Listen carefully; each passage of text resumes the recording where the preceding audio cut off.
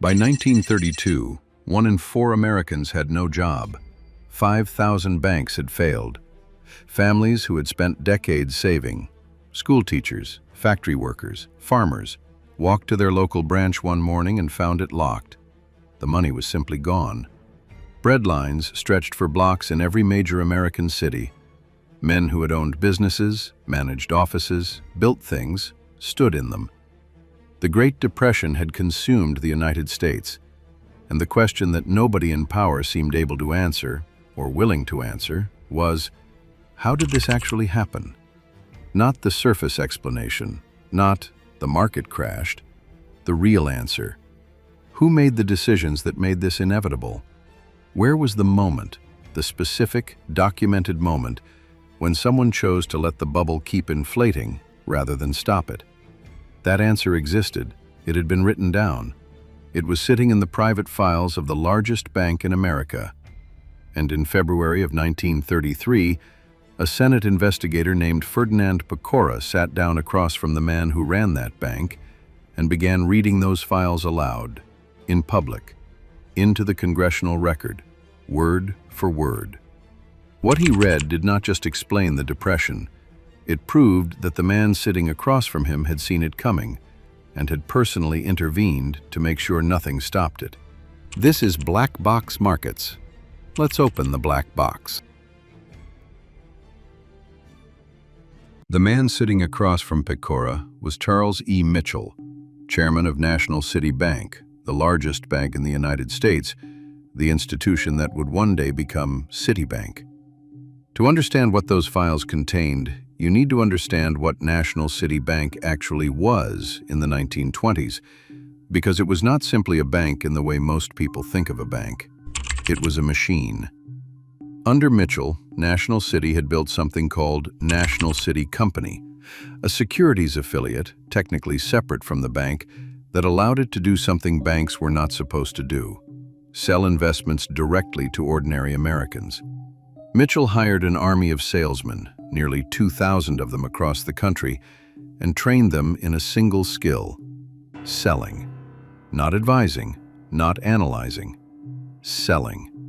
These men knocked on doors, made phone calls, and sat across kitchen tables from school teachers, farmers, and factory workers, people who had never owned a stock in their lives, and sold them securities that the bank's own analysts had internally described as speculative, illiquid, or outright worthless. One example: Peruvian government bonds. National City's own internal reports, written before the bonds went on sale, noted that Peru's finances were in chaos, that the government had a history of defaulting on its debts, and that these bonds carried serious risk of total loss. Those reports were not shown to customers. Instead, salesmen were given a different document, a sanitized description emphasizing Peru's natural resources and growth potential, and told to move the bonds. They moved approximately $90 million worth of them into the hands of American retail investors. Peru defaulted. The bonds became worthless. The investors lost everything they had put in. This was not an isolated incident. It was the business model. Between 1921 and 1929, National City Company sold approximately $1 billion in securities to American investors. Securities that, in many cases, it knew to be of doubtful value, and that it sold anyway because the commission on each sale flowed directly back to the bank and its executives. And at the top of this machine sat Charles Mitchell, a man who, by 1929, was earning approximately $1 million per year in salary and bonuses, making him one of the highest-paid men in America. He was celebrated. He was on the cover of magazines. He was called Sunshine Charley because of the relentless optimism he projected about the American economy, an optimism that, it would later emerge, he did not always share privately. In the summer of 1929, as the market climbed toward its peak, Mitchell gave a series of public speeches declaring that American prosperity was sound, that the boom was real, and that anyone who doubted it was simply failing to understand modern finance. Privately, in that same summer, he was selling his own stock. Not all of it. Enough. And the method he used to sell it tells you almost everything you need to know about how this world worked. Mitchell sold 18,000 shares of National City Bank stock to a family member at a loss of approximately $2.8 million, which he then used to offset his taxable income and pay no federal income tax for the year. The sale was a transaction on paper. The shares were bought back almost immediately. The loss was not real, but the tax deduction was.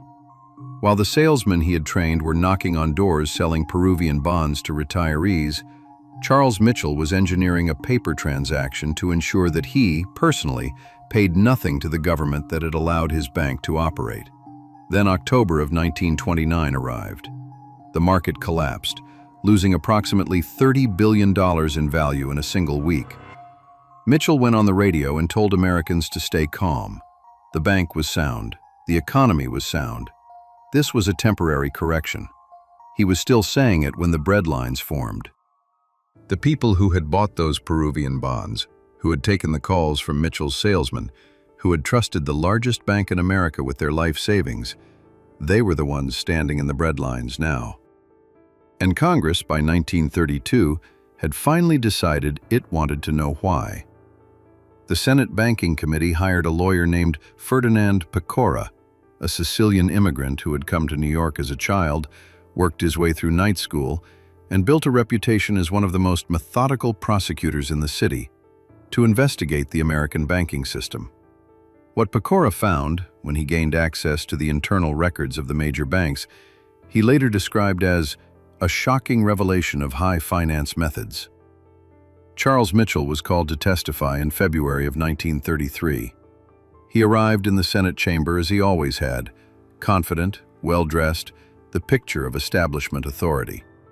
Pecora began reading from documents, not summaries, not characterizations, the actual internal communications of National City Bank, memos, letters, sales instructions, compensation records, read aloud, word for word, into the public record. The room heard about the Peruvian bonds and the internal report warning they were dangerous that had been kept from customers. It heard about the salesmen trained to sell, not advise, and the scripts they were given to overcome objections from customers who said they couldn't afford to invest. It heard about the $2.8 million stock sale, the paper transaction engineered to eliminate Mitchell's tax liability in the year he earned the most money of his life. And it heard something else, something that landed in the chamber like a stone. While ordinary National City Bank customers were losing their savings in the crash, the bank had quietly extended personal loans, totaling approximately $2.4 million, to its own senior officers at preferential interest rates with no requirement for repayment as long as the men remained employed at the bank.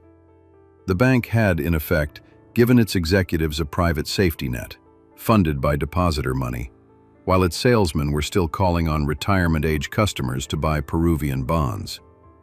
Senator Carter Glass of Virginia, one of the architects of the Federal Reserve, listened to the testimony and said publicly that Mitchell was more than any 50 men responsible for this stock crash. Within days of testifying, Charles Mitchell resigned as chairman of National City Bank.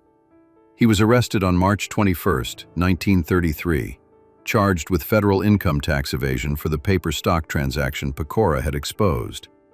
He was acquitted at trial on the technicality that the transaction, however contrived, had not been proven fraudulent under the law as it then existed.